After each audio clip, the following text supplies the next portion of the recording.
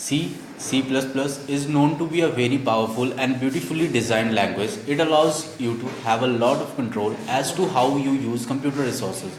So, in the right hands, its speed and ability to cheaply use resources should be able to surpass other languages. Thanks to its performance, it is often used to develop game engines, games, and desktop applications. It is easy for a coding beginner to go astray when learning C++.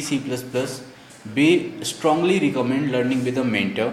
Its greatest strength is how scalable it could be, so apps that are very resource intensive are usually built with it.